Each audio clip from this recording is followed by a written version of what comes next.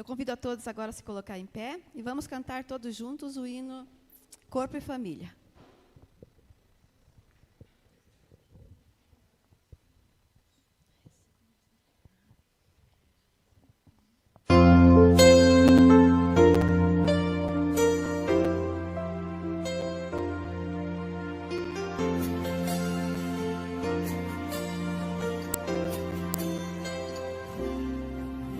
Recebi um novo coração do Pai,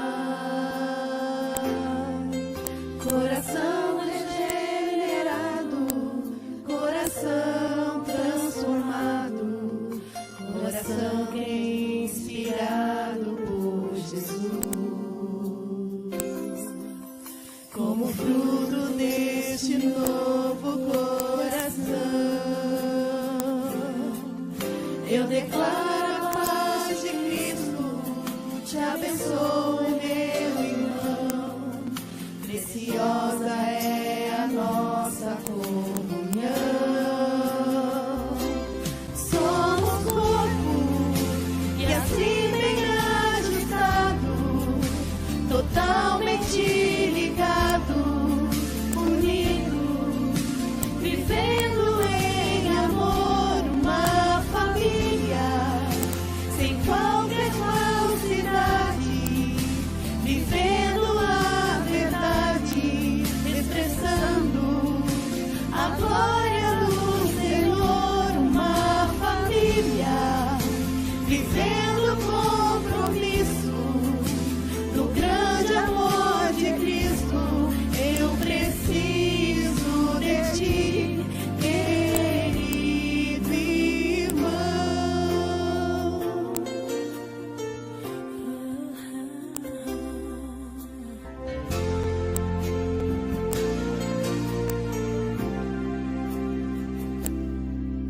Como fruto deste novo coração, eu declaro a paz de Cristo, te abençoo, meu irmão. Preciosa é a nossa comunhão. Somos corpo e assim bem ajustado, totalmente ligado, unido, vivendo em amor uma família, sem qualquer falsidade, vivendo a verdade, expressando a glória do Senhor, uma família, vivendo o compromisso do grande amor de Cristo.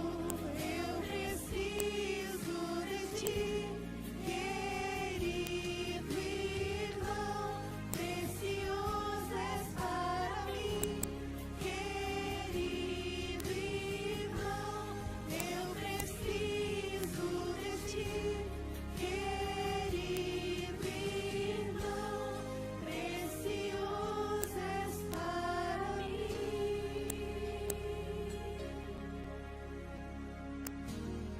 Querido irmão.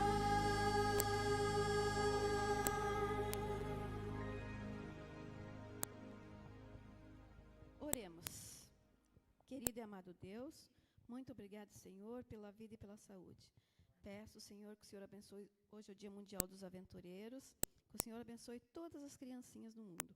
Peço que o Senhor abençoe cada família representada aqui e aquelas que não puderam estar aqui também. Fica conosco, em nome de Jesus. Amém. Bom dia, meus irmãos, mais uma vez. Que a bênção de Deus realmente tenha chegado até vocês, aos nossos corações durante essa semana. O Pacto do Sinai, lição da Escola Sabatina. Nós temos algumas lições ali para serem entregues, né? Quem fez a assinatura, a Alice, acho que ainda não chegou ainda, mas quem tem lição, assinatura da lição da Escola Sabatina, já está recebendo, né? Eu já tenho a minha, tem algumas ali que vai ser distribuído, e hoje nós teremos na sequência da lição da escola sabatina, que vai ser recapitulada rapidinho aqui, né? Vamos ter uma apresentação de uma criança, né? Já estão chegando aí os familiares, né? Mas Pacto do Sinai. Então você estudou na lição que Deus precisou ali usar de alguma forma mais, vamos dizer assim, mais abrupta para corrigir o povo. E permitiu que o Israel aqui na terra ele fosse colocado ele fosse colocado assim como exemplo, né? E ele foi pro Egito. Então nós vamos, assim que a nossa irmã Elaine cantar, nós vamos ter ali o decorrer da lição, então, durante os momentos que cabem para nós aqui. Que nós possamos estar, então, sempre preparados, né, estudando durante a semana para estarmos juntos, né, nesta manhã.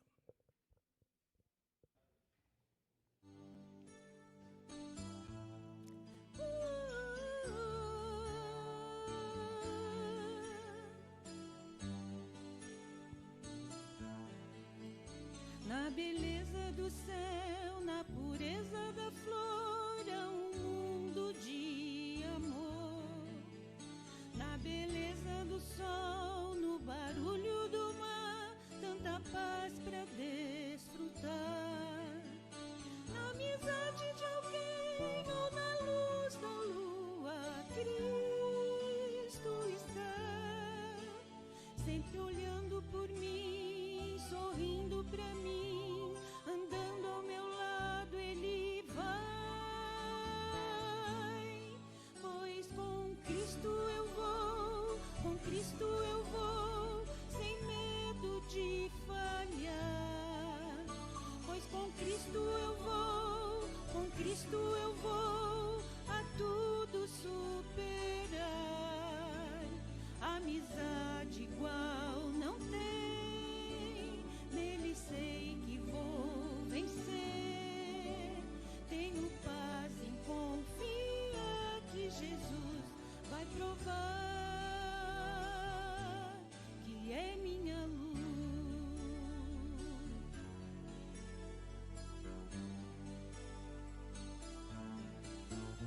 Como posso entender esse imenso amor, sua força, seu calor, toda a sinceridade que brota no ar quando paro pra orar, ou na força dos lábios daquele que é o exemplo da paz.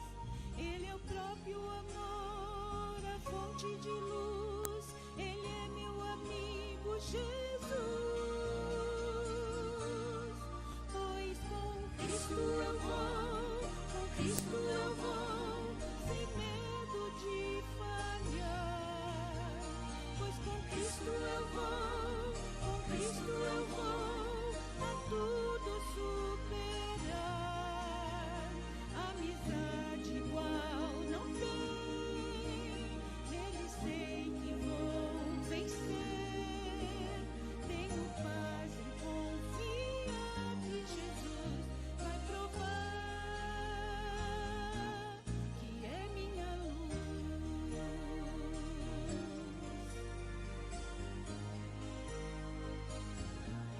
Ele é minha luz.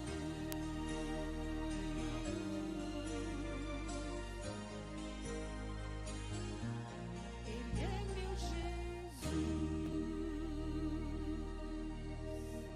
Amém?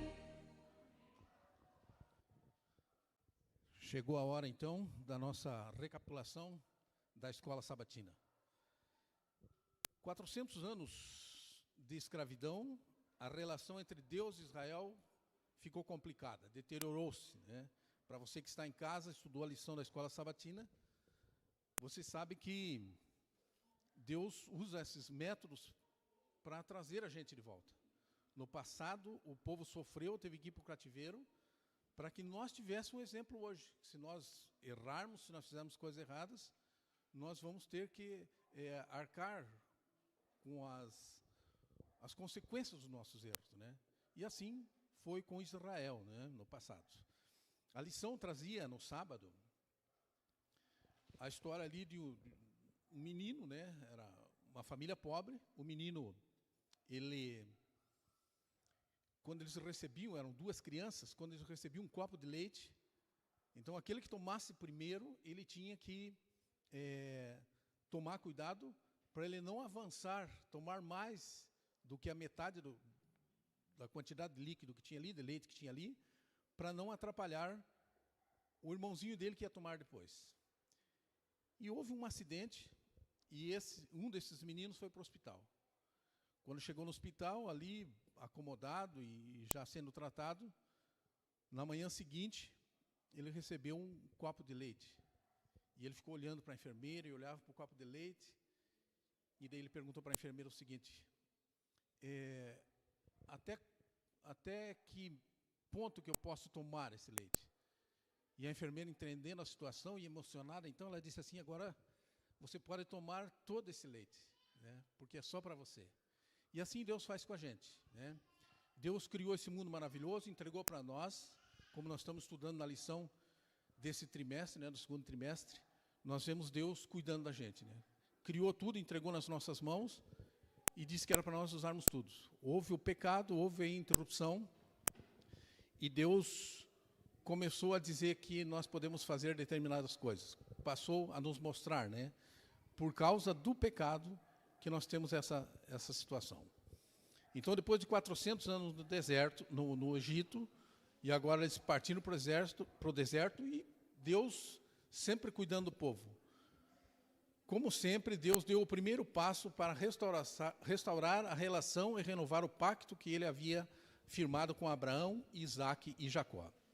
Agora o povo de Israel tinha a responsabilidade de fazer a sua parte nisso. Preparação para o pacto. Então, Deus se aproxima do homem, né? O homem errou, Deus se aproximou dele. Depois Deus redime o homem. Então, depois de um contato com Deus, o homem volta à razão e passa a ter um contato diferente com Deus, passa a ter uma relação amistosa novamente com Deus. A realização do pacto. Então, a preparação para o pacto, Deus procura e Deus redime o homem. Realização do pacto. Deus levou o povo recém-saído do Egito, levou até o Monte Sinai, e lá ele deu os mandamentos, e alguns símbolos ali para serem colocados em prática.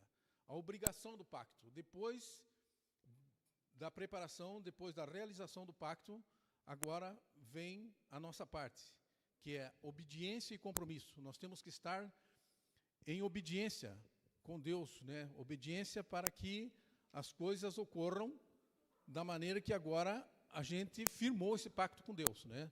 Os cuidados que Deus tem com a gente. Então, você que está em casa, você que está aqui na igreja, tem que ter consciência disso. Então, nós erramos, mas Deus já tem o pacto, né? E agora nós renovamos o nosso pacto com Deus.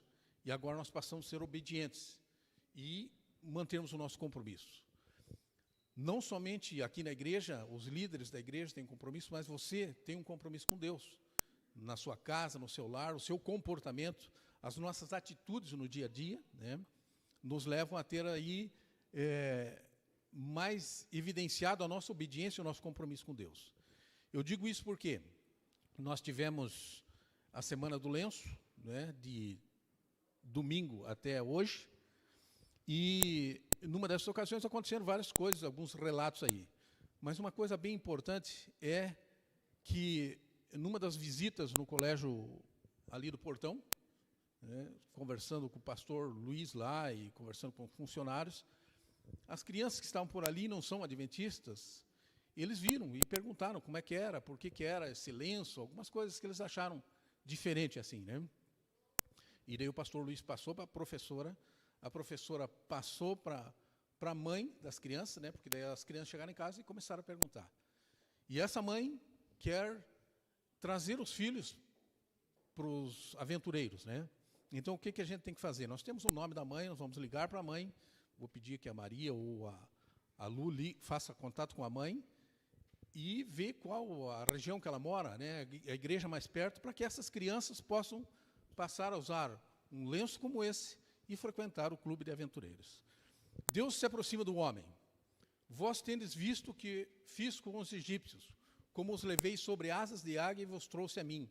Êxodo 19, verso 4.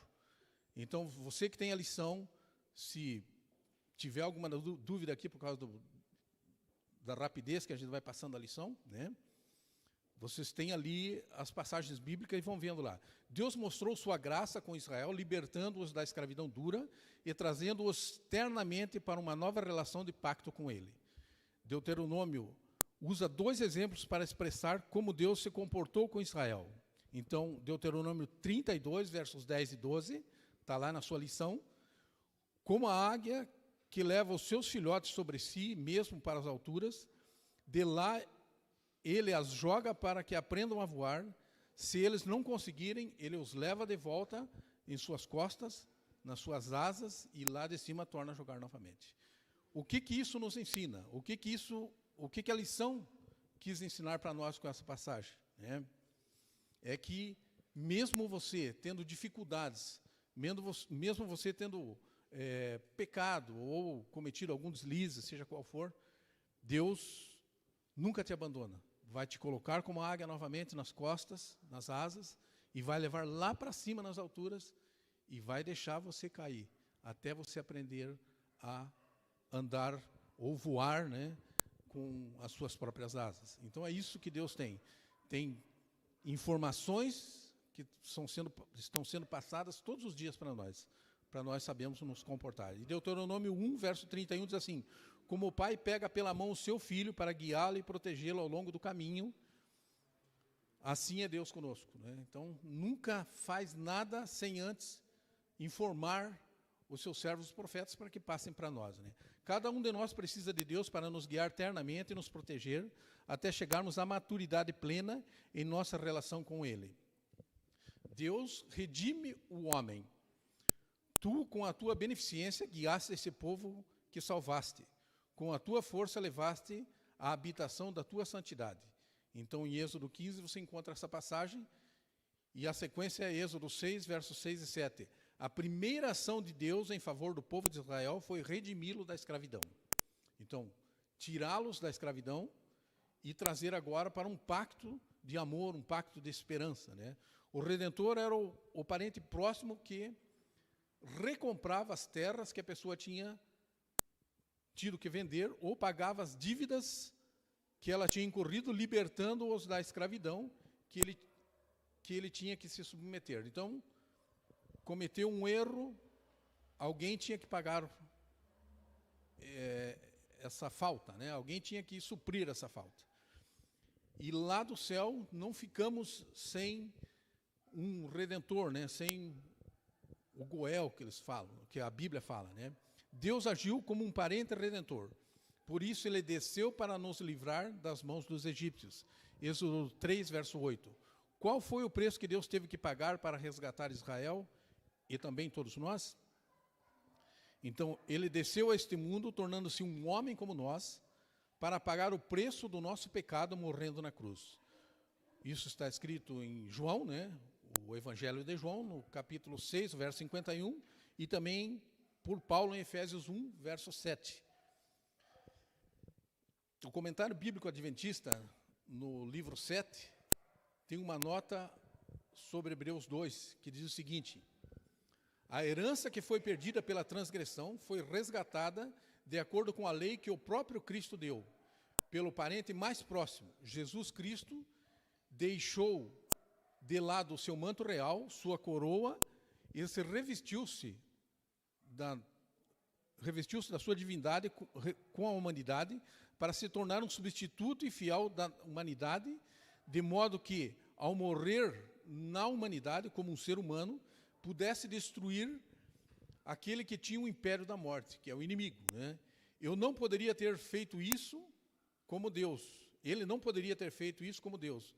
mas Cristo poderia morrer vindo como homem, e com a morte ele superou a morte que o inimigo tinha nas mãos, né? Nos libertou e tomou novamente as chaves da morte. O Sinai e os mandamentos, né? Êxodo 20, verso 3. Não terás outros deuses diante de mim. Então, para o adventista que já está caminhando há muito tempo, assim é mais fácil, né? Mas nós temos hoje muitos ídolos, muitos deuses no lugar do Deus verdadeiro. Mas está ali nos mandamentos para nos mostrar como deve ser feito. Êxodo 19, o capítulo 19 até o 24, nos mostra como o pacto foi feito. E essas passagens bíblicas estão todas nas nossas lições lá. E nós temos que, se em alguma dúvida, se não deu durante a semana, hoje à tarde, quem sabe, aqueles, antes de iniciar a nova lição, deem uma pesquisada lá. Êxodo 19, 1 e 2, Deus levou Israel para o Monte Sinai. Depois, em 19, 3 a 6, propôs entrar em um pacto com o Israel antigo, né? E o pacto continua até hoje, e nós devemos honrar esse pacto, né? E capítulo 19, versos 7 a 8, o povo de Israel aceitou fazer esse pacto. Então, o povo no passado aceitou, e nós, como adventistas do sétimo dia, temos bem claro na nossa mente, no nosso coração, aceitar esse pacto. E não só aceitá-lo, mas colocar em prática em nossas vidas.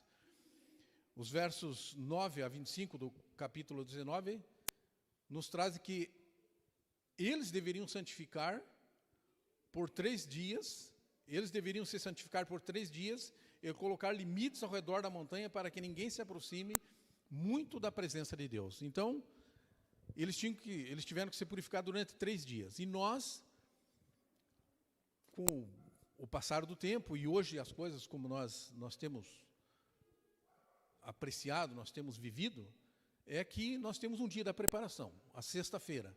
Se você puder lá, quem sabe, conversar com o seu patrão, o seu líder ali, para sair, quem sabe, um pouco mais cedo na sexta-feira, aqueles que trabalham, né? Eu, graças a Deus, já estou aposentado, mas sair na sexta-feira um pouco mais cedo para você preparar, deixar todas as coisas em ordem para o sábado. Então, eles tinham 3 dias antes de chegar o sábado, antes de receberem a lei aqui no caso, né? Mas nós temos o dia da preparação. Deus desceu e proclamou em alta voz os 10 mandamentos. Êxodo 20, versos 1 a 17. Em Êxodo 20, versos 18 a 21, Moisés foi escolhido para o mediador desse pacto. E hoje, os mediadores somos nós. Cada um de nós tem a incumbência de passar para as pessoas que esses mandamentos estão em vigor. Esse pacto que foi colocado lá, porque Deus não muda. Nós é que temos as nossas dificuldades, nós temos os nossos deslizes, mas Deus não muda. Então, o pacto que ele propôs lá no Sinai ainda continua valendo. No capítulo 20 ainda, o verso 22, e depois no capítulo 23, o verso 22 também, as normas do pacto foram detalhadas. Então, como que deveria se comportar o povo de Israel naquela época e como nós devemos nos comportar hoje?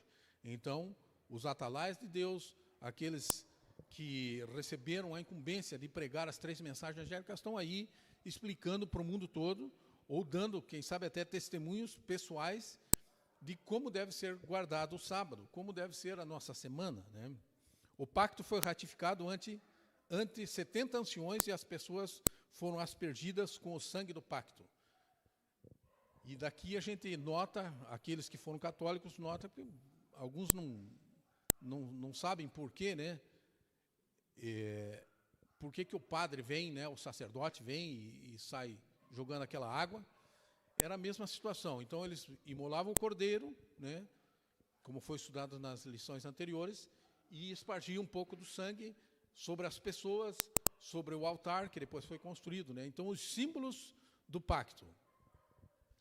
Para que o povo entendesse melhor os termos da aliança e o seu significado, Deus lhes pediu que construíssem um santuário para ele. Êxodo 25, verso 8. Através desse santuário e dos ritos nele realizados, Deus simbolizou as realidades celestiais, o plano da redenção. E hoje, depois da morte de Jesus, Jesus está lá no céu, né, fazendo o mesmo serviço que os sacerdotes faziam todos os sábados aqui, ou cada vez que alguém se sentia ali constrangido por um erro, por um pecado, né, trazia seu cordeirinho e imolava e tal. Jesus está fazendo a mesma coisa, só que não mais com cordeiros, como a gente viu nas lições desse trimestre anteriores aí. Agora, com o próprio sangue dele. Então, ele está lá no lugar de sumo sacerdote. O santuário celestial, também nós já vimos anteriormente, que foi feito mostrado uma cópia do que tinha no céu, e foi colocado em prática aqui na terra. E esse santuário está lá no céu, e Jesus oficia nele nesse momento. E pela descrição que Daniel faz das 2.300 tardes e manhãs, né, o encerramento dela, a gente, como adventistas, né, e a gente tem estudado, e Deus esclareceu isso para nós, né, que em 1844 encerrou esse período dessa promessa, né, até 2.300 tardes e manhãs, e o santuário seria purificado. E como os primeiros que se colocaram nas mãos de Deus para entender essa mensagem, não conseguiram entender, eles acharam que Jesus estava voltando para a Terra em 1844, outubro de 1844. Na verdade, se tivéssemos estudado melhor, os nossos primeiros irmãos, né, tivessem estudado melhor a Bíblia, eles teriam entendido que Jesus estava saindo, vamos dizer, dos bancos da igreja agora, e estava indo para o lugar santíssimo, vamos dizer, para o púlpito da igreja, né?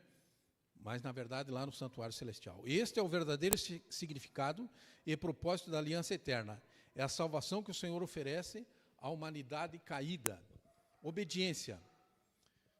E será que, se diligentemente obedecerdes os mandamentos que hoje vos ordeno, de amar o Senhor vosso Deus, e de o servir de todo o coração e de toda a vossa alma, Deuteronômio 11, verso 13, a obediência faz parte integrante do pacto.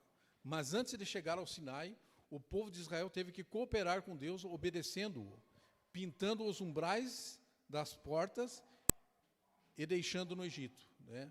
Então, deixando ali os seus erros no Egito. Para quem estudou a lição mais a fundo, percebeu que antes de sair do Egito, Deus pediu que se imolasse um cordeirinho, e assasse, e comessem, e se preparassem, né? Mas o sangue, em vez de ser espargido sobre as pessoas, era para colocar no umbral da porta. Isso é muito importante para nós sabermos que nós temos, através do sangue remidor, né, antes dos cordeiros, né, até então, e daí da morte de Jesus para cá, o próprio sangue de Jesus para nos libertar. Se para permanecermos no pacto é necessário obedecer, estamos ganhando nossa salvação através da obediência. Então, é através da obediência. A obediência ao quê? Aos mandamentos, a nossa fidelidade com Deus, o nosso caminhar com Deus, o nosso testemunho para com Deus.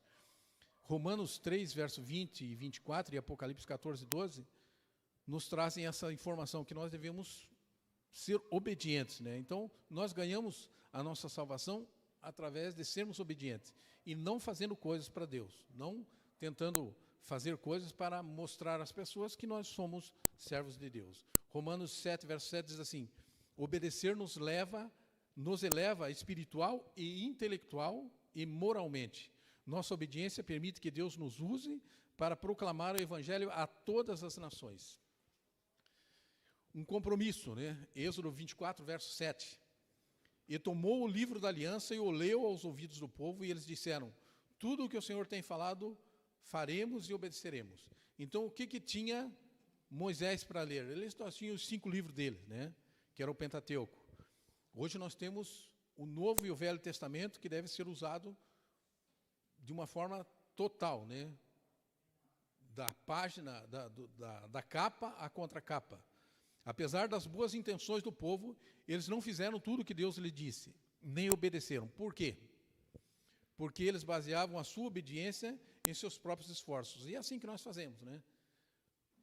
Nós tivemos algumas experiências aqui, eu e o João, na correria nossa aqui na igreja. E teve algumas situações que nós estávamos tentando colocar em ordem e parecia que a coisa não desenvolvia. Aí nós paramos para pensar e lembramos que nós não tínhamos orado.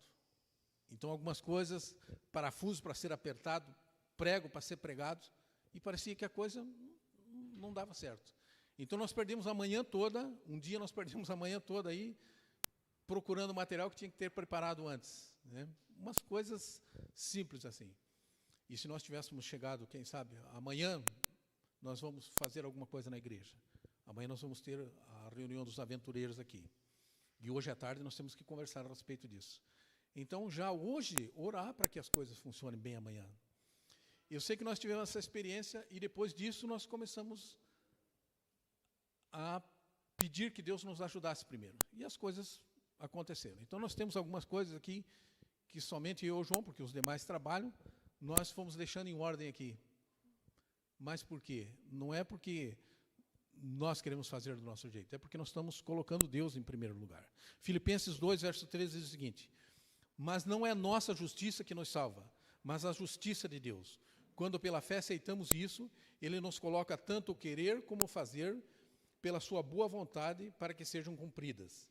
E para finalizar, daí nós vamos ter aqui a apresentação do nosso irmãozinho. Então nós vamos ler a última frase e eles já vão podendo vir aqui mais para frente, né?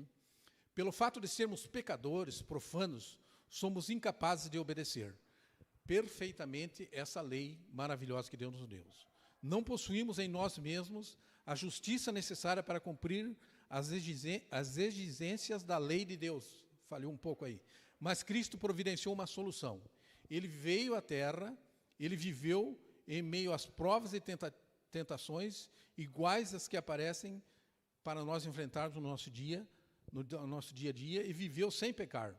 Morreu por nós e agora se oferece para tirar-nos os pecados e dar-nos a sua justiça.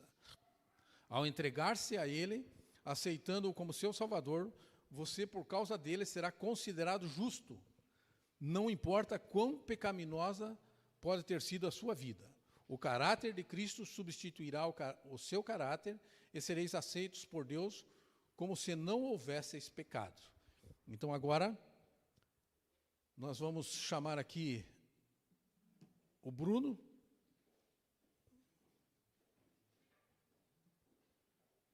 O Bruno e a família já, para nós. Pode se posicionarem aqui.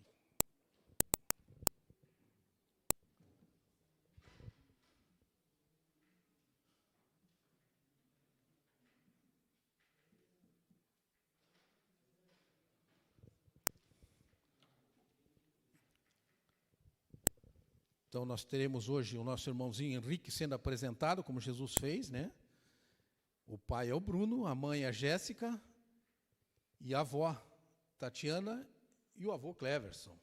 Que Deus possa nos abençoar nessa manhã. Aqui no livro de Lucas, o capítulo 22, o capítulo 2, os versos 22 em diante, ele fala da apresentação de Jesus no templo. Diz assim: e passados os dias da purificação deles, segundo a lei de Moisés, levaram-no a Jerusalém para o apresentarem ao Senhor. Conforme o que está escrito na lei do Senhor, todo primogênito ao Senhor será consagrado, e para oferecer um sacrifício segundo o que está escrito na referida lei. E nós vamos fazer agora, então, com o nosso irmãozinho, como é que é o nome dele mesmo? Já esqueci, Gustavo. Nós vamos fazer com o Gustavo, e enquanto ele estava,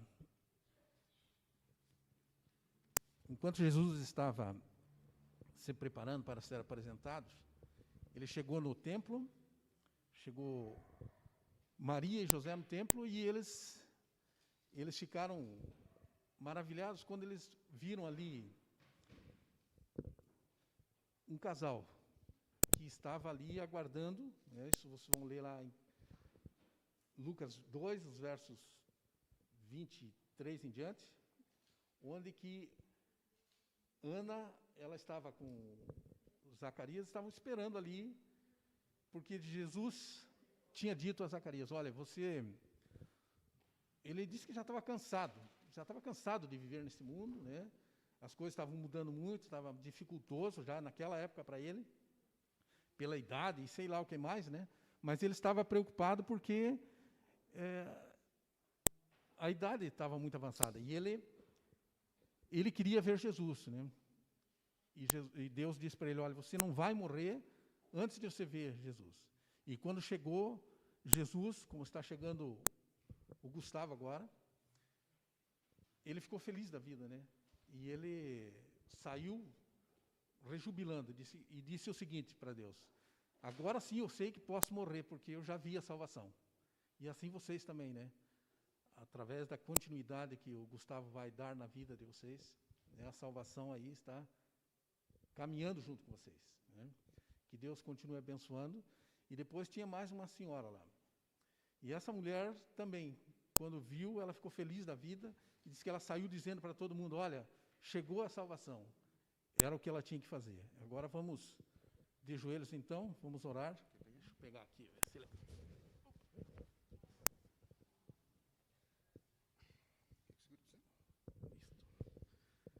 Obrigado, meu Deus e meu Pai, pelas bênçãos que concede a esses teus filhos.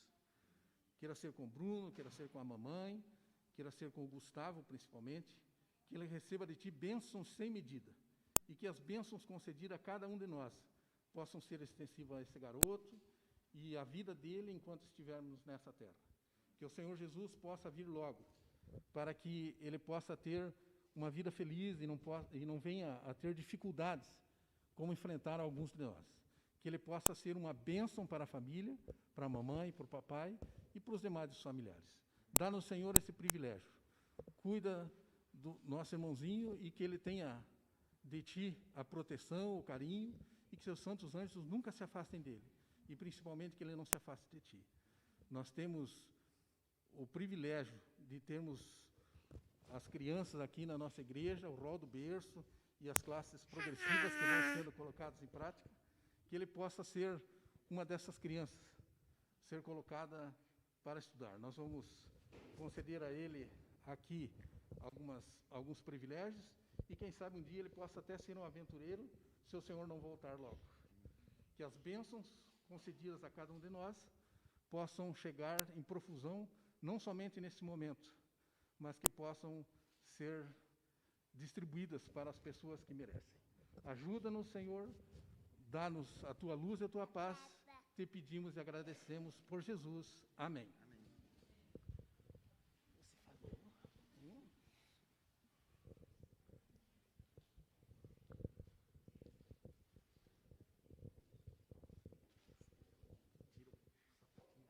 Ajuda ali.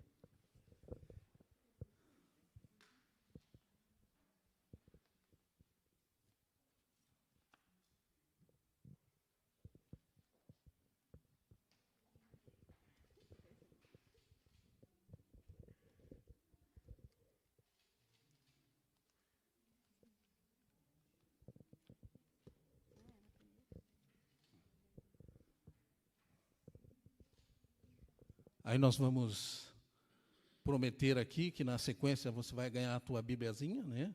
Hoje não deu tempo de preparar, mas nós temos aqui para o papai e para a mamãe te ajudarem lá, primeiros passinhos com Jesus, né? E uma liçãozinha do rol do berço. Mostra ali o pezinho dele, a primeira impressão, plantar, né? As impressões são digitais, mas essa é plantar.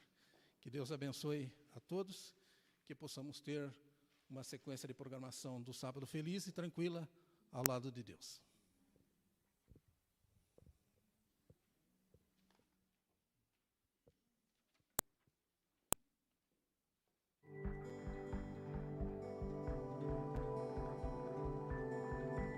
Provai e vede. História de hoje: o embaixador.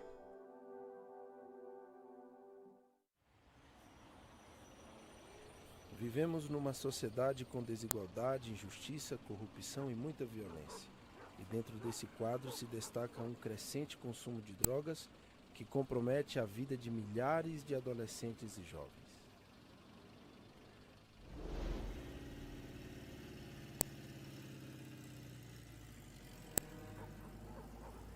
Meus pais se mudaram para Brasília quando eu tinha 2 anos de idade. Nós éramos muito pobres e o lugar que conseguimos para morar se chamava Areal. Um bairro precário onde viviam pessoas simples que lutavam pela sobrevivência com grande dificuldade. A vida não era fácil naquele lugar, mas o tempo passou e a nossa família cresceu. Ano após ano, seguimos em frente sem nos darmos conta de que viver naquele lugar, sem acesso à educação, saúde e segurança, seria um grande problema para todos nós.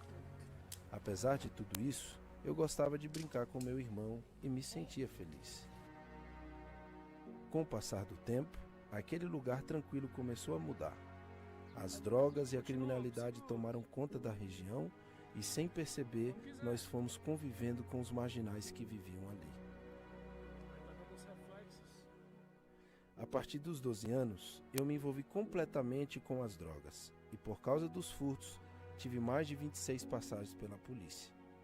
Por ser menor de idade, sempre me levavam a um centro de detenção para menores infratores. Mas não demorava muito e eu já estava nas ruas novamente.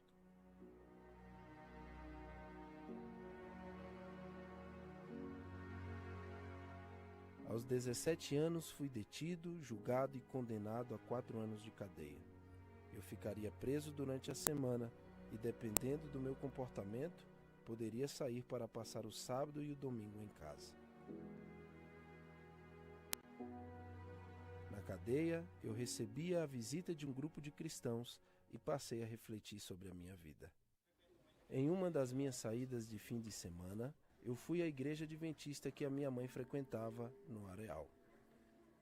Desse dia em diante, eu fui à igreja todos os sábados. Lá eu conheci uma jovem que me chamou a atenção. Eu roguei a Deus que me perdoasse e que me transformasse numa nova criatura. O meu desejo era ver a minha mãe feliz e viver uma história de amor com a minha namorada. Os dias se passaram. Eu cumpri minha pena, fui batizado e me casei com a Stephanie. Eu me coloquei nas mãos de Deus para ser um instrumento missionário, pronto para contar ao mundo o milagre que aconteceu em minha vida. Incentivado a entrar no ministério pastoral pelo pastor Francisco de Oliveira, eu, minha esposa e minhas filhas fomos para a Argentina para estudar na Universidade del Plata. Durante 4 anos, eu paguei todas as minhas despesas através da colportagem. Me formei em teologia e aceitei um convite da igreja no Brasil para atuar como diretor regional da ADRA e implantar o primeiro ministério carcerário oficial da igreja na Associação Planalto Central. Nosso objetivo é levar o evangelho às prisões e promover a reintegração de ex-detentos na sociedade e em suas famílias. O meu testemunho ainda iria além. Através de um concurso, fui nomeado embaixador da juventude na ONU. Minha principal função é apresentar projetos na área social, voltados para a política de combate às drogas no Brasil e colaborar na construção de políticas públicas de educação e desenvolvimento para as comunidades carentes e periferias do Brasil. Como pastor, a minha missão é seguir o exemplo de Cristo, viver para servir e ajudar as pessoas, independente de quem foram e que pecados cometeram. Por que não usar a história do seu resgate como um testemunho vivo do que Deus pode fazer na vida das pessoas? Provai e vede. E agora, eu os convido para esse momento especial de adoração através dos dízimos e ofertas. Que Deus os abençoe. Então, enquanto a nossa irmã Elaine canta, vocês que estão preparados, que trouxeram alguma coisa para ofertar nessa manhã, com a sua fidelidade, podem vir para frente e depositar ali no gasofilácio.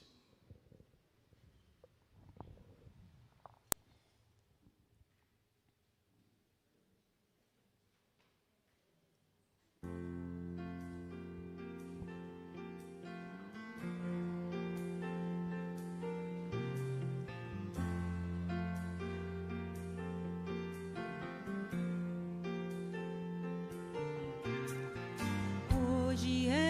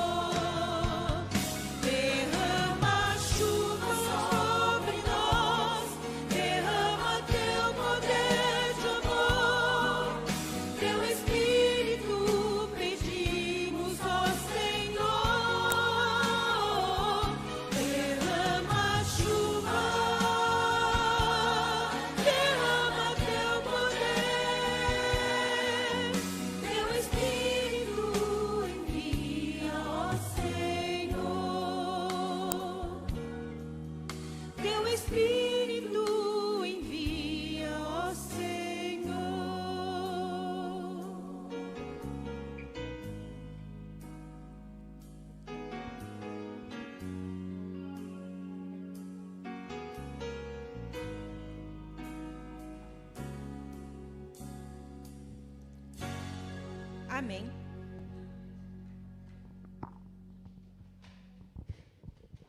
Eu convido agora todos os aventureiros que venham aqui à frente, que nós vamos cantar o hino dos aventureiros.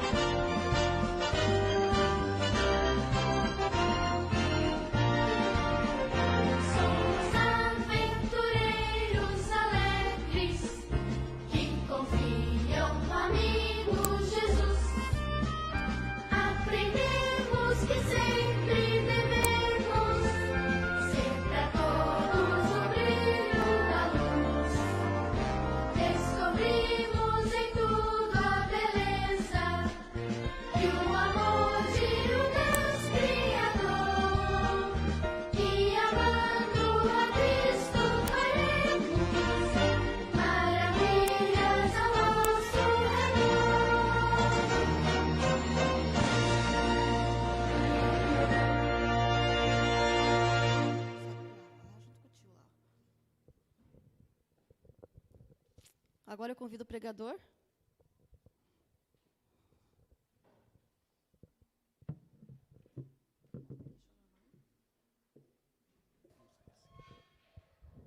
Deus seja louvado, porque o nome de Deus tem que ser exaltado, né, em todos os lugares. Como de costume, né, todas as vezes a irmã Luciana me convida para estar com vocês todos os anos quase, né, já está virando aqui um professor de todos os anos aqui para os aventureiros. E hoje é um dia muito especial nas igrejas, né? Nós sabemos que estamos vivendo aí nessa pandemia terrível, né? É um momento muito difícil. Tenho perdido alguns amigos, perdemos aí um grande amigo também, que talvez alguns conheçam aí também, o irmão Davi, que é do Jardim Itamaraty, né? E era meu amigo de viagem, nossas confidências, nossas lutas, para mim foi muito chocante. Eu tenho mais uma amiga que está entre a vida e a morte também, né? Está internada, está incubada, e as coisas caminham, né? Nós, como filhos de Deus, sabemos que temos um protetor muito forte, mas precisamos cuidar da nossa situação, cuidar das nossas vidas, né? Porque é muito perigoso. Né? Mas isso logo vai passar, tá? Logo vai passar. Por quê? A Bíblia promete que aqueles que confiam no Senhor, logo em breve Jesus voltará e todas as coisas então serão refeitas, né? Nós viveremos num paraíso, aonde o céu é o paraíso.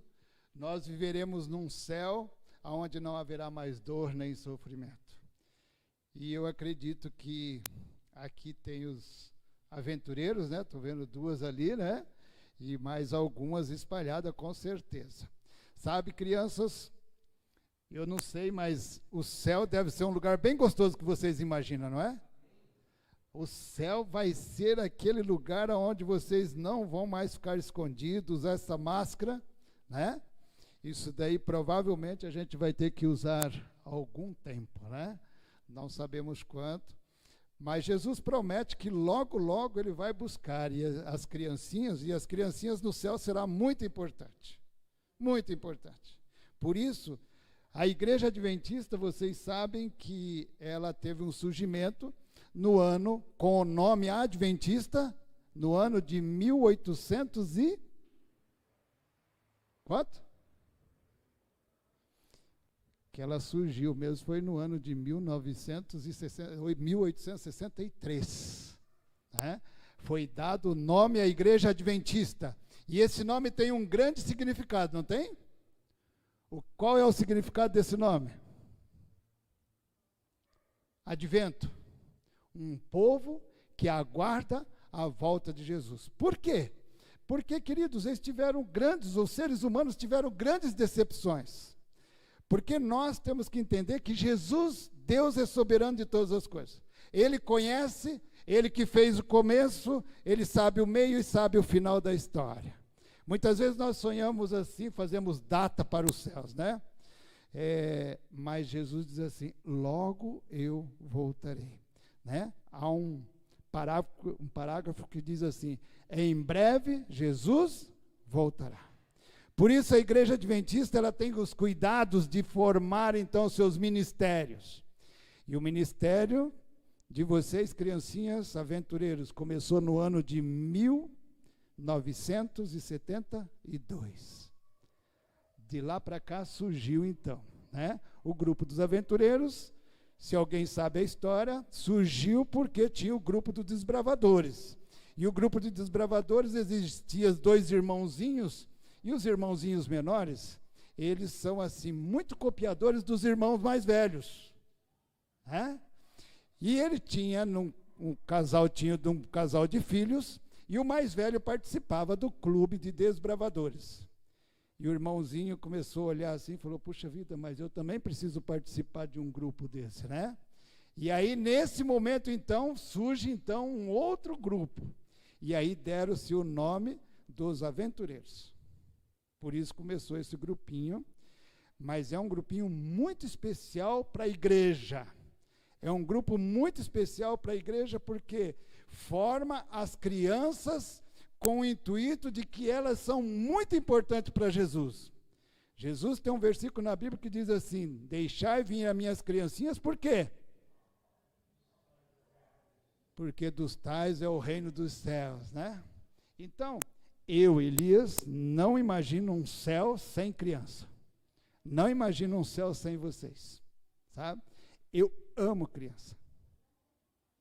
Eu vou dizer assim, para mim, onde tem criança, o ambiente é o ambiente mais feliz que existe.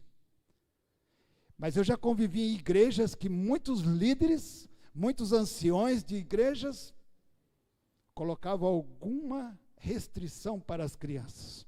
Principalmente quando a gente está pregando, né? As crianças estão ali conversando. Eu tenho um filho hoje com 21 anos de idade. Ele foi também criança, ele foi aventureiros, ele foi também desbravadores. E ele era muito assim cuidadoso. Mas ele estava brincando dentro da igreja. Ele estava fazendo tudo dentro da igreja, desenhando tudo. Mas se chegasse em casa e perguntasse assim, filho, o que foi falado na igreja? Olha, ele me dava um show, porque ele lembrava de tudo. Tudo, o que o pregador pregou. Com 12 anos de idade, ele resolveu pregar na igreja. Ele dizia assim, pai, eu preciso pregar. Preciso pregar. Falei, filho, o que você quer falar? Queridos, vocês não têm noção do que ele quis falar no sermão dele. Ele olhou para mim assim, pai, eu quero pregar Apocalipse 17. Um menino de 12 anos agora pregar o Apocalipse 17. Filho, prepara então, o pai vai te ajudar e vamos ver como é que você prega. E ele pegava a Bíblia e lia ali, já sabia ler tudo certinho. E ele começava a desfolhar a Bíblia. E ele começava a falar. Papai, é assim. E eu quero falar para a igreja assim, meus queridos amiguinhos de igreja, meus irmãos, titio, vovós e todos assim. E ele começou, sabe? E ele fez um lindo sermão para mim. Eu falei para minha esposa assim, eu acho que ele deve pregar. E sabe, queridos, eu acredito que o Espírito Santo tenha tocado no coração daquele menino. Uma igreja com 180 e poucos membros. E ele subiu ao púlpito e pregou. É lógico que ele teve auxílio de um outro ancião. Mas ele fez uma mensagem que a igreja de Santa Felicidade foi uma igreja que tinha 3 grupos de adventistas dentro da igreja. E cada um formava um grupo. E naquele sábado em diante, a igreja se desfez, queridos. Dividiu os 3 grupos. E posicionaram a sua posição dentro da igreja.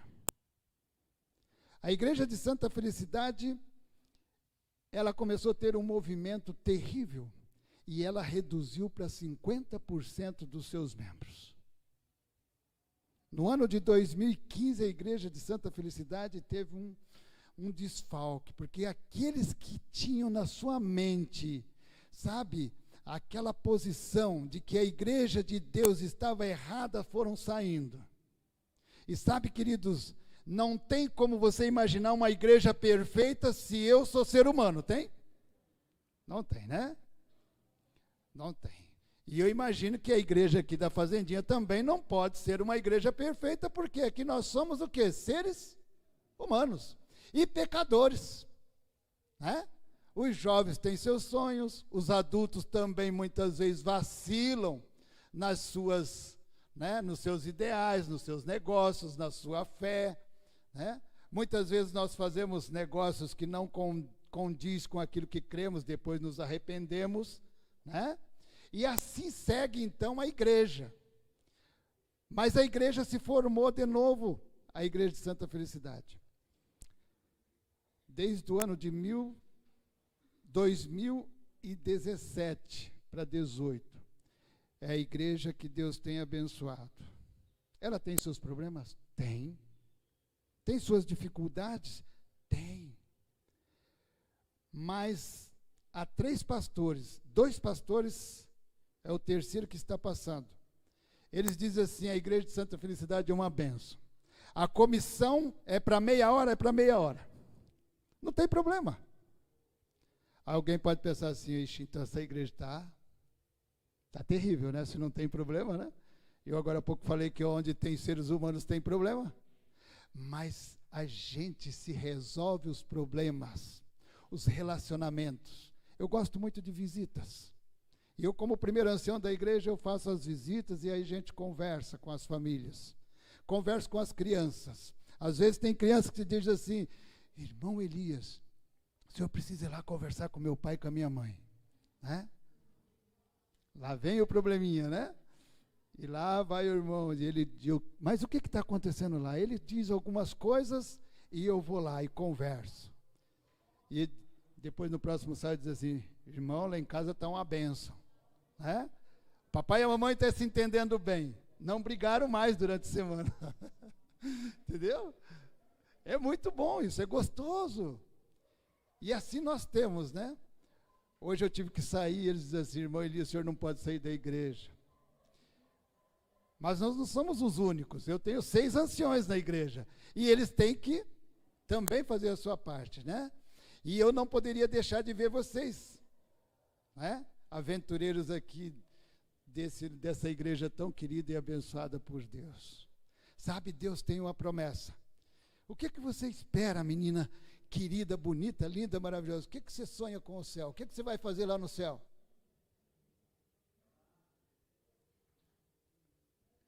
Sim, mas eu garanto que você faz perguntinhas assim, ou a professora, ou o papai, ou a mamãe diz assim, como é que vai ser o céu, né? Lá vai ter o leão? Vai. Lá vai ter a onça? Vai. É? Sabe, queridos?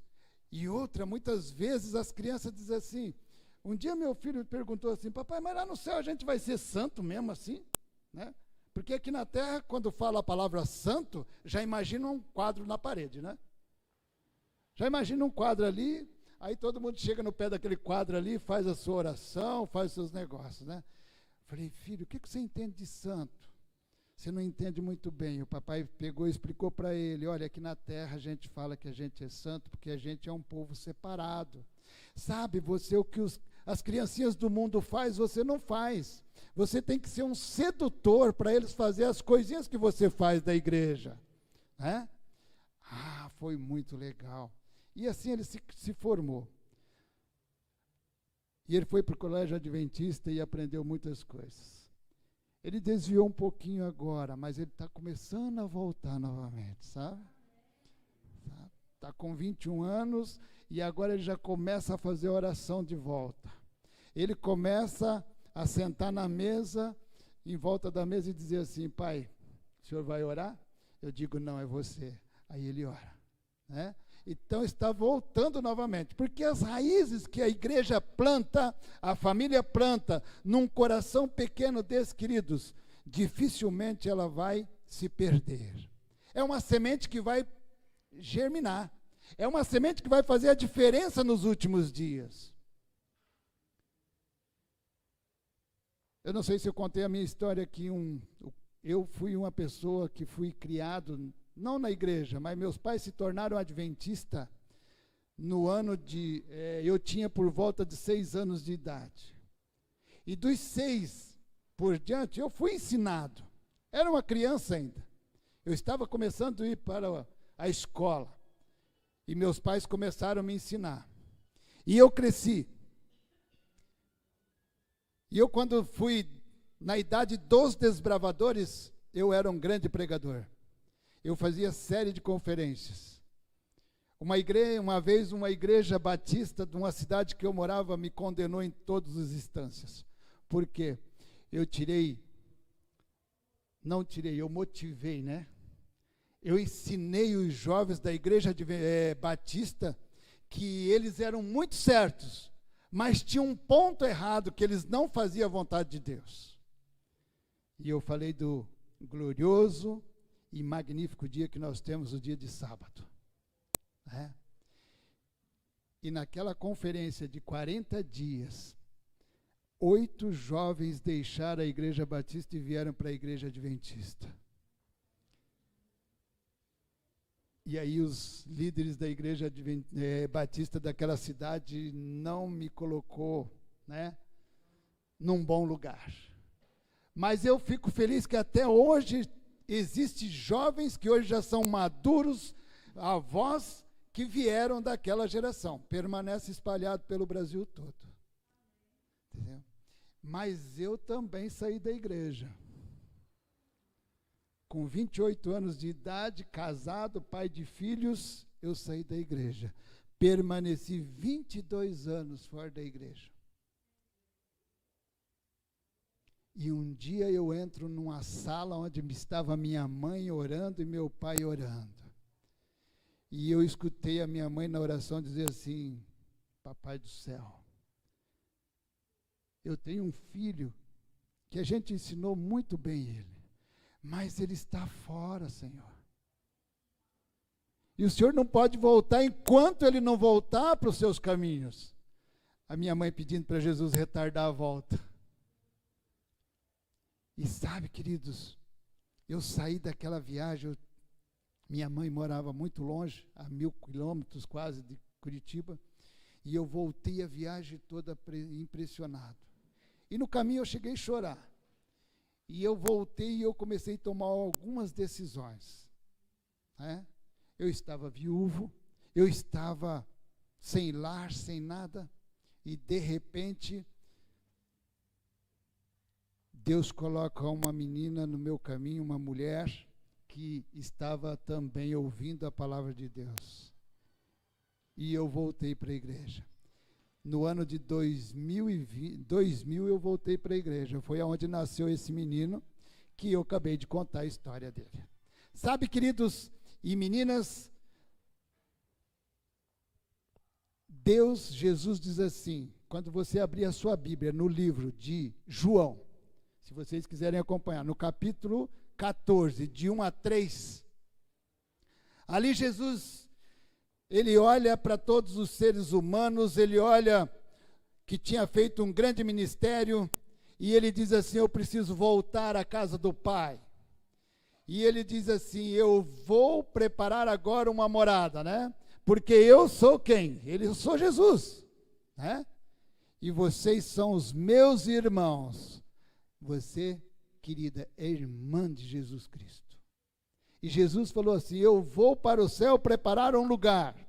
E quando eu for e preparar este lugar, o que Jesus falou? Voltarei novamente. E quando eu voltar, eu não venho aqui só passear. Eu venho buscar os aventureiros da igreja. Da onde? Da fazendinha. Sabe? Jesus tem na mão dele marcado o seu nominho. Qual é o seu nome? Oi? Alice? Eu tenho uma neta por nome Alice. E é do teu tamanho. Sabe? Muito linda, que nem você. É? As crianças eu não sei, mas os meus olhos veem qualquer criança muito linda. Os meus olhos, e eu, sabe, brinco muito com as minhas netinhas. Eu tenho 4 netinhas, a mais grande tem 8 anos. Né? E elas ficam fascinadas para ir na casa do vô, porque o vô faz cavalinho, o vô faz o leãozinho, o vô brinca com eles de esconder. Você gosta de brincar, a brincadeirinha de se esconder? É muito gostoso, né? E a minha netinha do seu tamanho, ela diz assim: vovô, você vai contar de 1 até 10, mas você vai ficar ali, ó, você vai contar ali, e eu vou me esconder. Né? Aí, quando ela se esconde, ela diz assim: vovô, está pronto, pode me procurar. Percebeu? A criança, queridos, é inocente demais, né? Mas é essa inocência que a igreja de Deus precisa ter com o mundo. Deixar as coisas do mundo para trás. E dizer assim: Jesus, eu estou aqui, pode me procurar, pode vir me buscar. Né? E é isso que nós, como igreja, temos que sonhar. Jesus diz assim: eu vou preparar um lugar e voltarei. E quando eu voltar, eu vou buscar a Alice, vou buscar a Amanda, vou buscar o Pedrinho, vou buscar o João, vou buscar a igreja, vou buscar todo mundo para vir morar comigo. O irmão aqui está pensando no céu, né, irmão? É gostoso, né? Nossa idade assim, a gente imaginar que tem um céu preparado para mim e para você, aonde nós esquece que nós vamos viver lá com a coroa na cabeça ali de auréola como um santo, uma roupa branca e ficar ali parado. Não, queridos, o céu é o lugar mais gostoso que existe para um ser humano imaginar. O céu é um lugar onde nós não teremos folga. Sabe por quê? Porque lá não tem noite. Ou você encontrou noite no céu? A Bíblia fala de alguma noite lá? Não, né? E aqui na Nova Terra eu não sei se vai ter noite, sabe? Até porque o calendário da Bíblia é diferente.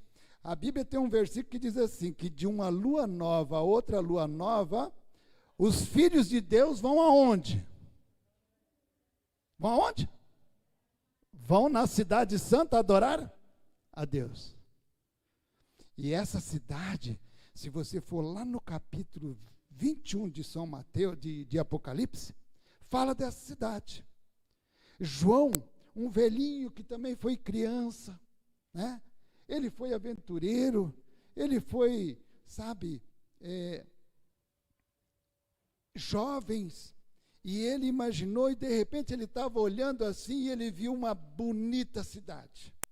Sabe, queridos, essa cidade, diz que os anjos mediu ela tem 2,2 km de comprimento, por 2.200 metros de largura, 2.000 quilômetros, desculpa, 2.000 quilômetros e 200, 2.200 quilômetros de altura. Vocês perceberam isso? Uma cidade quadrada. E João diz que olha dentro daquela cidade e viu muitos moradores, que agora vinha para morar nessa terra aqui. Mas sabe, a terra que João viu não tem o coronavírus. Não tem. A cidade que João viu, ela não viu mais ninguém chorando de tristeza. A cidade que João viu, ele não viu criancinha morrendo. A cidade que João viu, se ele viu choro, foi de muita alegria, dizer assim, mas que felicidade, eu estou no melhor lugar do universo, não é do mundo, sabe, queridos? É do universo. Por isso, minha jovem, ser aventureiro desse grupo que a Igreja Adventista tem, minhas lindas meninas, é algo mais fantástico que pode existir. Nunca esqueça disso.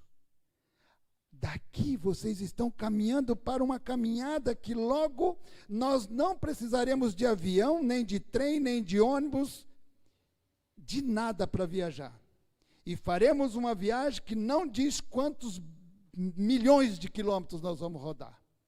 Mas a Bíblia diz que o céu permaneceu em silêncio por quase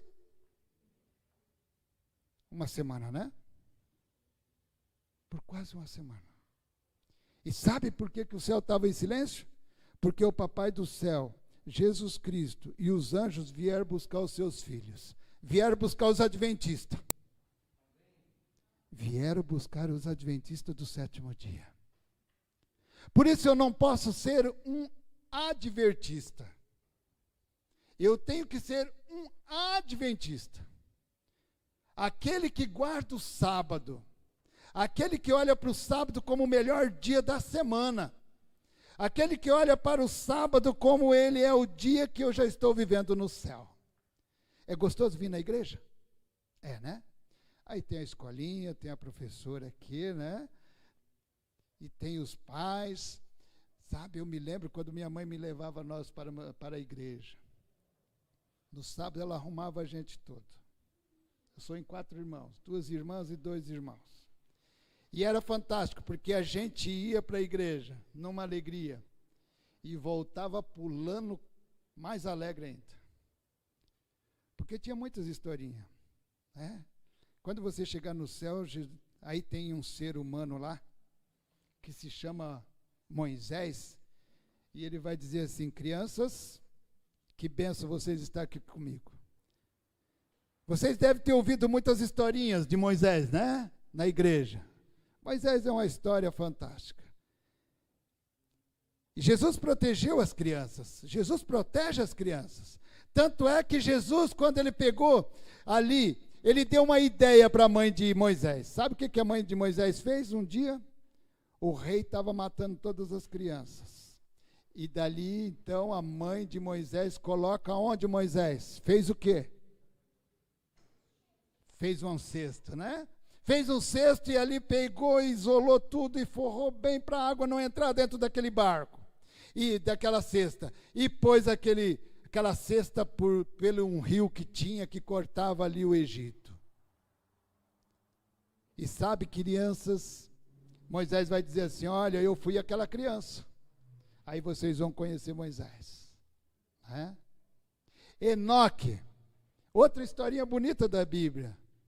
Ele vai chegar e falar assim, eu também fui criança. E eu decidi um dia andar com o papai aqui. 300 anos. E que gostoso, crianças. Diz que eles vão abraçar as crianças. Vão acolher todo mundo e dizer assim, que bom que vocês vieram. Porque agora nós vamos entrar para o céu verdadeiro. E vamos viver eternamente na presença do nosso Deus. Sabe, a Bíblia é cheia de historinhas muito bonitas. A história de José, né? Só que José não está no céu. Né? Sabe, queridos, crianças, se Jesus voltar e você for criança, você vai para o céu criança. Vai um aventureiro. Talvez você possa até vestir a roupinha, né? Não sei que dia que Jesus vai voltar, se dá tempo de vestir a roupinha, né? Mas vai ser muito gostoso se a gente tiver, porque a gente vai erguer as mãos para o céu, e ali então, se você olhar as figuras que se formam, né? As crianças pulando, os homens, as mulheres, todos dizendo: eis Jesus que vem nas nuvens dos céus, agora não terá mais coronavírus, não terá mais sarampo, não terá mais varicela, não terá mais nada. Nós somos agora perfeitos, né? Mas uma coisa é certa, nós continuaremos sendo humanos. Jesus é Jesus. Os anjos é os anjos. Alguém diz assim, né? A criancinha vai para o céu, vira um anjinho, né? Não sei de onde tira essas coisas. A criança vai ser criança. Anjo é anjo. Né? Você vai ver o anjinho que protegeu você. Você vai conviver com ele. Sabe? Lá no céu nós vamos conviver com o anjo que protegeu eu e você também. Muitas vezes, aqueles momentos mais difíceis da minha vida e da sua vida, você vai ver o anjo dizer assim: você lembra? Porque por 1000 anos no céu, a gente ainda vai conhecer alguma coisa. A gente vai reconhecer os amiguinhos. A gente vai reconhecer as pessoas que estão lá. Né? Às vezes a gente vai ficar triste em algum momento, mas vamos ficar alegre porque estamos no céu.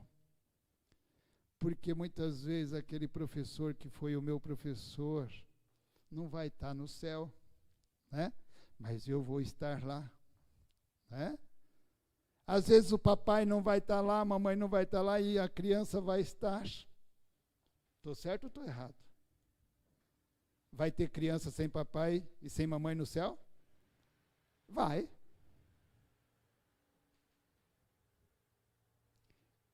Mas as crianças daqueles que em algum momento o seu papai e a sua mãe foram o quê? Foram observadores dos mandamentos de Deus. Talvez eles não estarão lá no meio do percurso, né? Lembra, tem ali nos primeiros escritos, tem uma história de Ellen White. Você sabe quem é Ellen White? Não.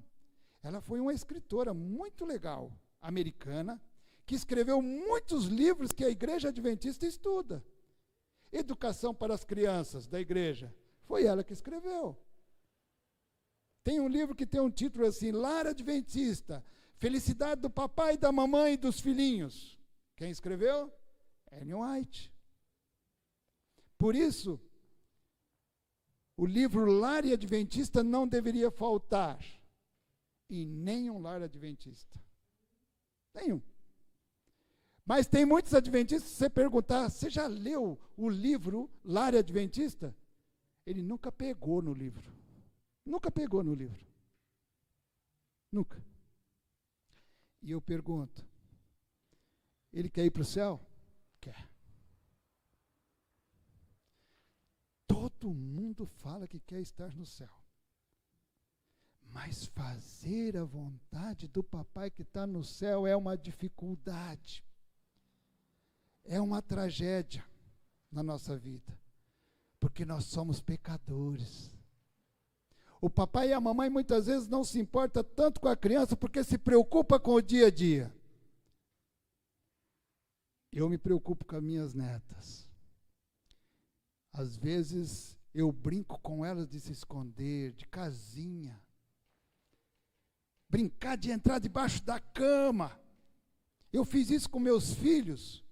E não vou fazer com meus netos? Vou fazer com meus netos. As minhas netas gostam de ir na minha casa fazer a noite do pijama.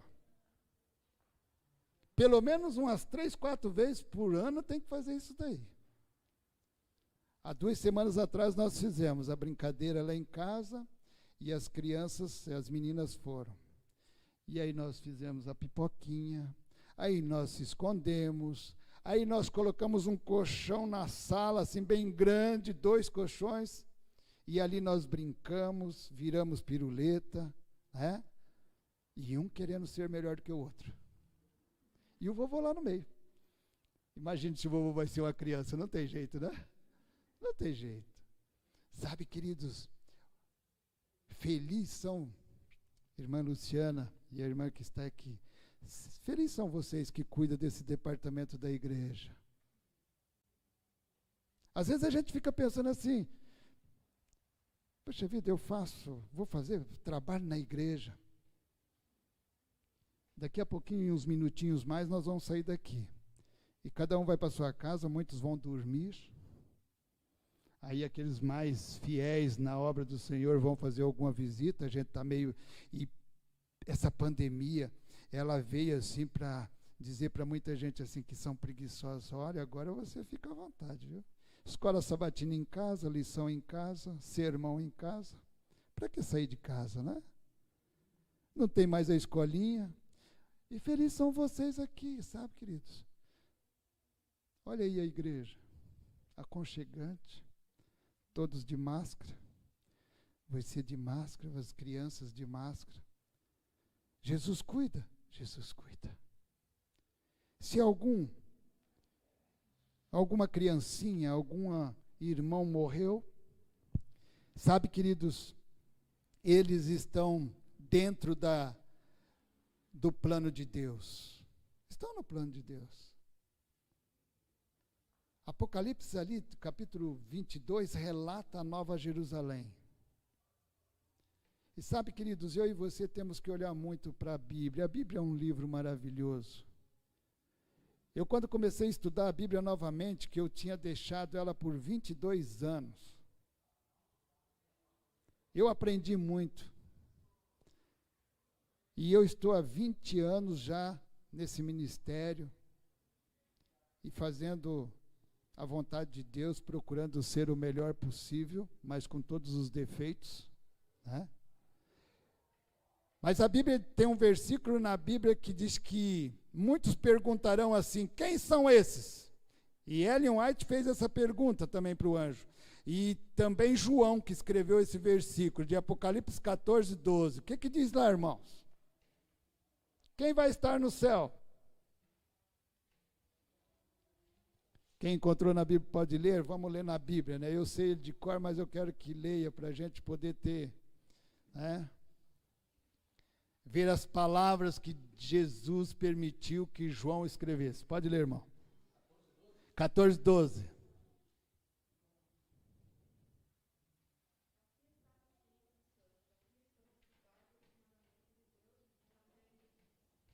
Sabe, queridos, se tem um momento que precisa de paciência, é esse momento que nós estamos vivendo. Paciência para tudo. Essa pandemia, já nós estamos há 1 ano e quantos meses? Está indo para o 3º mês, né? Março, abril e maio, né? 1 ano e 2 meses completo. Tem deixado a gente numa tristeza muito grande. Tem deixado alguns lares até faltar o pão de cada dia. E muitas pessoas da igreja têm deixado da igreja porque acham que Deus não tem olhado por ela. Tem deixado ela perder o emprego. Tem deixado ela não ter aquilo para comer o suficiente.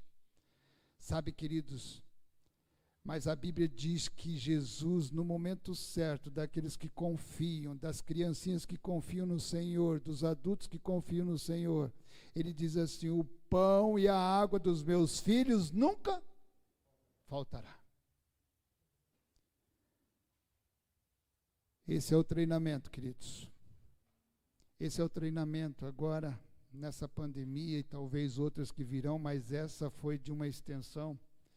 E eu, conversando com um grande infectologista e um outro médico, e uma pessoa que estuda a área de ciência, ele diz assim, ainda bem que essa pandemia veio no ano de 2020. Porque se ela vem no século 20, queridos, 40% da população do mundo seria ceifada. Ela veio no ano 2020, 2021. A ciência se multiplicou muito. E Deus permitiu que muitas vidas foram salvas. Muitas crianças, as crianças nem têm planos de vacina ainda para esse ano, por quê? Porque elas não pegam essa doença. Elas são sistemáticas, né? Mas os adultos, depois dos 18 anos, todos estão sujeitos a essa situação. Sabe, queridos, e esse é um momento da igreja, a prova da igreja, para os dias finais. Confiar em Deus, colocar a nossa família nos caminhos reais, colocar os nossos filhos na orientação de que Jesus está voltando. E quando Jesus vai voltar, nos momentos mais cruciais da história, se vocês perceberem, todos os momentos que Deus interferiu na história da terra, eram momentos que a terra não tinha mais solução. Não tinha mais. E Jesus diz que está chegando o momento final da história dessa humanidade. Quando Jesus voltar, quando ele voltará? O que a Bíblia diz, irmão? Quando Jesus vai voltar?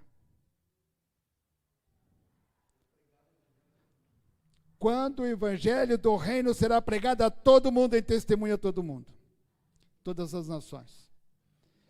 Eu dei um estudo para um cidadão que ele não se tornou adventista porque ele diz assim: eu não creio que vocês adventistas vão chegar a pregar o evangelho do reino a todo mundo. E ele não se tornou adventista. Concorda com a Bíblia plenamente, mas não se tornou adventista porque ele não via a possibilidade de alguma coisa movimentar o mundo. Depois entrou a pandemia e eu fiz uma visita na casa dele. Eu falei: Antônio, vem cá. Lembra que um dia você falou assim que não haveria nada que atingiria o mundo por completo?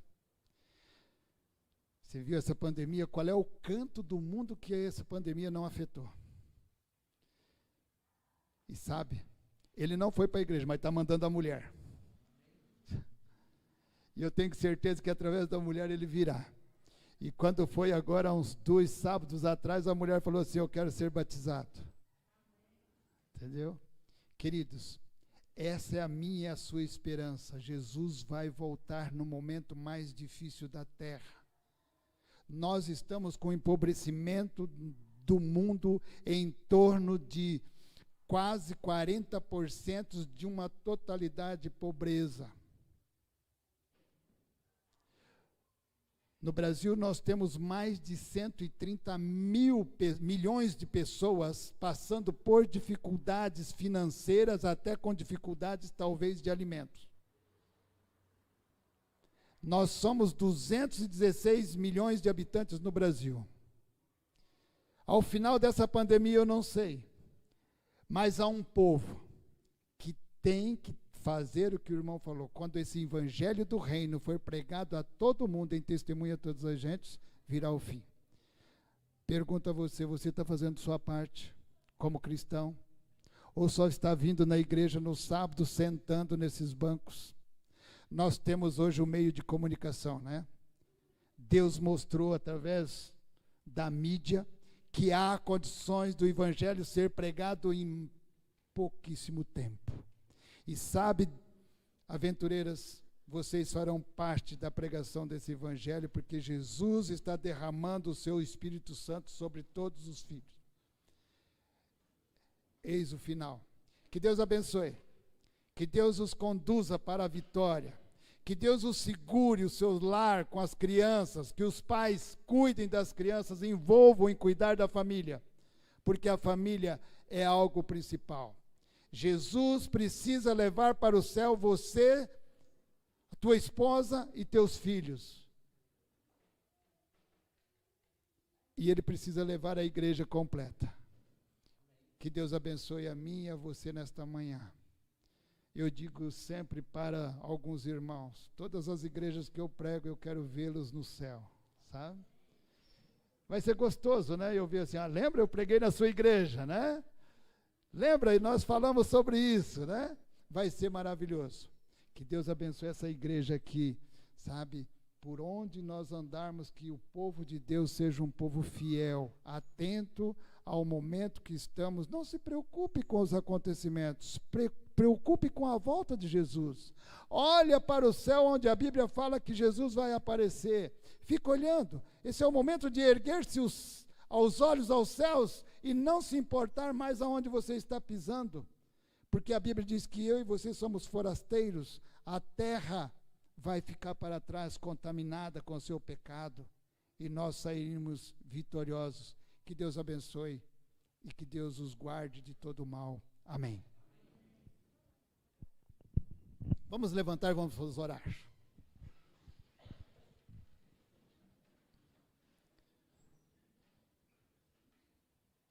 Maravilhoso Deus e Pai que estás nos céus, muito obrigado, Senhor Deus, por essa manhã gloriosa, essa manhã de sábado. Nós estamos vivendo num momento de dor, de sofrimento, de más notícias, assim como eu e minha esposa recebemos nessa manhã. Mas, Senhor Deus, nós sabemos que nesse mundo teremos aflições, teremos angústia, teremos decepções, teremos choro, teremos dores, mas a tua palavra promete que aqueles que são fiéis ao Senhor Deus também sofrem, mas é um sofrimento de alegria, é um sofrimento que tem certeza da vitória, é um sofrimento que sabe que vai ficar aqui na terra e não reinará mais no reino que tens preparado para cada um de nós. Pai querido, aqui tem várias famílias representadas, nesse bairro aqui, ó Deus, da Fazendinha, que essa igreja seja a luz, que ela seja o resplendor da tua glória, da esperança que ainda resta para esse mundo, se assim o cremos. Ó Pai, que cada um que esteja aqui saia com seu coração cheio, movido pelo poder do Espírito Santo.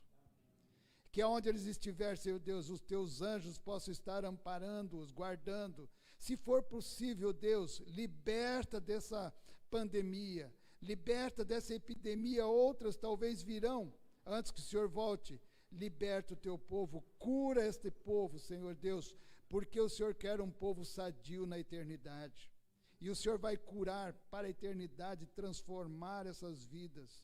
A Jesus, nós temos certeza de que naquelas marcas dos cravos na tua mão, está o nome de cada um aqui, principalmente do grupo de aventureiros dessa igreja, Senhor Deus, que esses líderes daqui possam amá-los, esse grupo, cuidá-los com todo carinho, e outros demais departamentos possam ser a bênção do Senhor nesse lugar. Dá-nos a tua paz e as tuas bênçãos, guia no restante desse sábado. Nós oramos em nome, por amor de Jesus. Amém, Senhor.